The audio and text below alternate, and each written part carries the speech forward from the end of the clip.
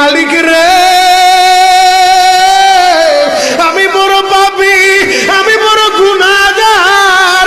ও দয়ার আল্লাহ, আমি 10 বছর তোমার গোলামি করি নাই, আমি 20 বছর গোলামি করি নাই। আল্লাহ, আজকে মনিরুল ইসলাম শরীয়তপুরী আমার ভাই শোনা গেছে তোমারে বন্ধু বানাইলে ওই জান্নাত পাওয়া যাবে। মালিক রে, তুমি আমারে দাও না মাফ কইরা। যুবক রে, যদি কেউ আল্লাহরে বন্ধু বানাইতে পারে তার কোনো আর চিন্তা নাই, তার চিন্তার কারণ নাই গো বাবা। এ যুবক ভাইরা, দাড়ি পাকা বাবাজিরা, সবাই আমার দিকে একটা নজর তাকান। এই যে দেখেন আমি হাতের ভিতরে আহারের টিস্যু দিয়া কাফনের মতো একটা দৃশ্য বানায় ফেললাম। এমন একটা কাপড় আপনার শরীরে একদিন উঠে যাবে, আমার শরীরও একদিন উঠে যাবে। ও চেয়ারম্যান ভাইরা, ও মেম্বার ভাইরা, ও নেতা ভাইরা, ও আলেম ভাইরা, এখন কাঁদতে বলছি, শুধু কাঁদবা।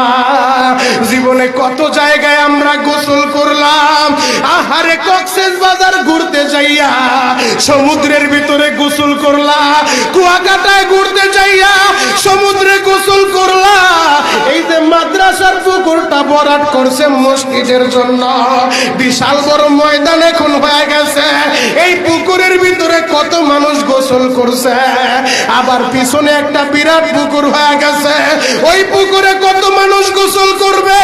ও সোনামুখীর বাবা গো, তোমার বাড়িতে নিজের টিউবওয়েলে কতদিন তুমি গোসল করছো? তোমার বাড়িতে দামি একটা গোসলখানা বানাইছো, বিদেশি ঝর্ণা লাগাইছো, ওই ঝর্ণার পানি দিয়ে তুমি আর আমি গোসল করি। এমন একটা দিন তোমারও আসবে, এমন একটা দিন আমারও আসবে। আহার, ওই ঝর্ণার পানির গোসল আমার হবে না, পুকুরের পানির গোসল হবে না, আমার আপনার একটা গোসল দিবে।